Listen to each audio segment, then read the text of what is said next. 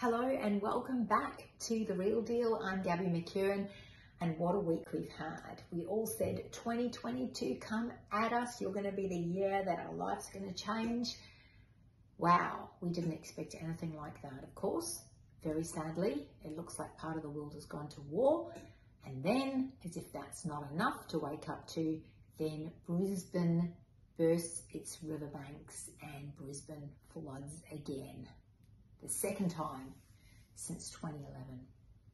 So for those 1 in 100 year flood maps, perhaps we need to start looking at them with a little more caution and doing our search. So where do you go to find out if your suburb and indeed the property that you're thinking of purchasing floods? Well, you go into Brisbane City Council flood maps. You can have a look at aerial pictures from 1974. You can have a look at pictures from 2011, and I'm sure in due course, there'll be photos as well of 2022. Now, if the area is low-lying, and bearing in mind that a lot of Brisbane is in a floodplain, it is a city built around a river, not just a straight river, but a very meandering river. Do expect that if you live by the river or in a low-lying area, or you are surrounded by arterial springs and creeks and rivers and a river system, then chances are you will be affected. We all know that getting in and out of some parts of Brisbane has been very challenging for us. If you live in Wynnum, Manly, Lota area, Wynnum West, Manly West, or Gumdale, wow, we have had a lot of fun just trying to find a way. We've worked out that if we go via Lytton, via the airport, we have been able, or via the port, we've been able to get out.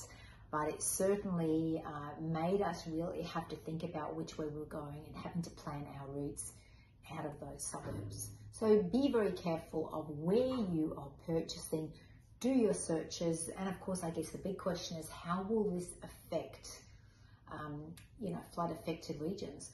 Well, people have very short memories, so momentarily there may be a little bit of resistance towards purchasing those properties in the flood plains that have been affected. I would imagine that many people that were planning on selling will probably put their plans on hold and wait till everybody's forgotten.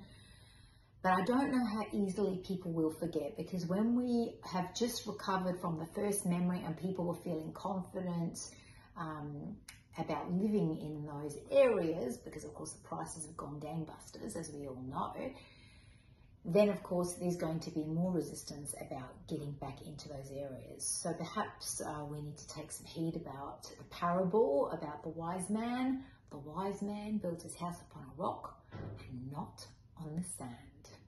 Be wise, do your searches, and I'm always happy to chat to you if you have come from a flood affected area and you want some advice.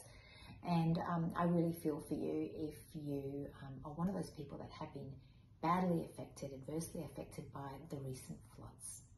Have a wonderful week, and let's hope we're not in for too much rain this weekend.